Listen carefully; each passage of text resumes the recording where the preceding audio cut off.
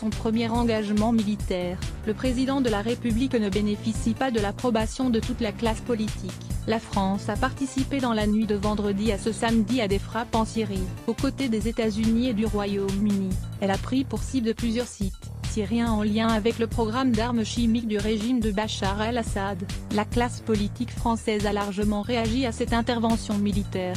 Le choix du président de la République, Emmanuel Macron, d'engager la France dans cette opération ne fait pas l'unanimité. Lire aussi plus grand que les événements en direct. Christophe Castaner, délégué général de la République En Marche. Pas d'utilisation d'armes chimiques contre les civils, c'était la ligne rouge. Le régime d'Al-Assad l'a franchi. La France ne pouvait se tenir aveugle et muette face à cette barbarie. Les frappes en Syrie menées cette nuit sont nécessaires et salvatrices pour le peuple syrien. Pas d'utilisation d'armes chimiques contre les civils, c'était la ligne rouge. Le régime d'Al-Assad l'a franchi. Christophe Castaner Verified Account. La France ne pouvait se tenir aveugle et muette face à cette barbarie. Les frappes en Syrie menées cette nuit sont nécessaires et salvatrices pour le peuple syrien. Xavier Bertrand, président de la région Hauts-de-France.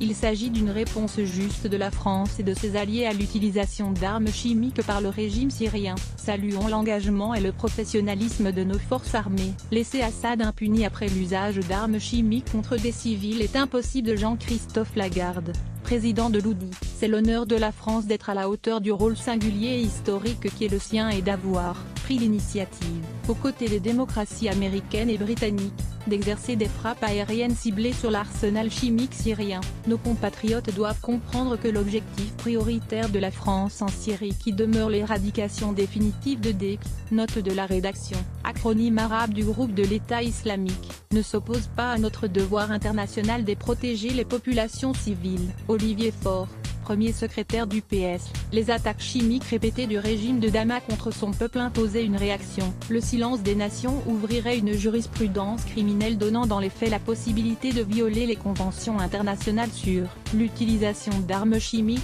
Il est urgent que s'ouvrent de nouvelles discussions dans le cadre des Nations Unies. Il n'est pas de solution à terme sans que soient posées les conditions d'une transition négociée. François Hollande, président de la République de 2012 à 2017, les frappes sont justifiées, mais doivent être suivies d'une pression diplomatique et politique sur Moscou et Téhéran. Les capitales russes et iraniennes, estime François Hollande, dans un entretien au journal La Montagne, en visite dans son ancien fief électoral, à Tulle, Forez, pour dédicacer son dernier livre Les leçons du pouvoir. L'ancien chef de l'État déclare qu'il ne peut pas y avoir de passivité de la communauté internationale. Benoît Hamon, président de Génération.s, laisser Assad impuni après l'usage d'armes chimiques contre des civils est impossible. Mais il faut un mandat de l'ONU. Que ceux qui s'offusquent du bombardement d'une usine, sortent aussi du silence quand Poutine et Assad anéantissent les civils de la Ghouta et d'Alep.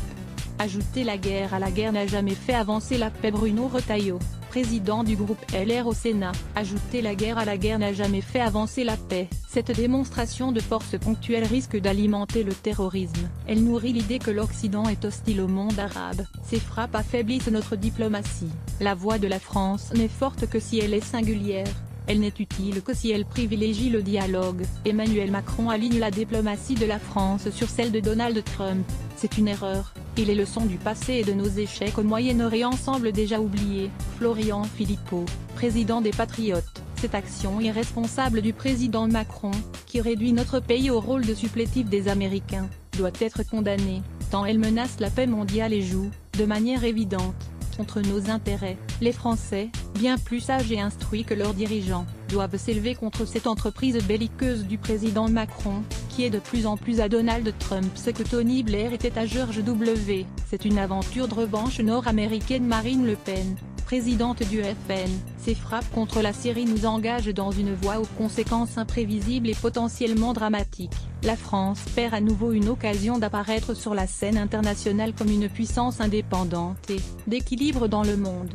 Jean-Luc Mélenchon, président du groupe La France Insoumise à l'Assemblée nationale. Les frappes contre la Syrie se font sans preuve.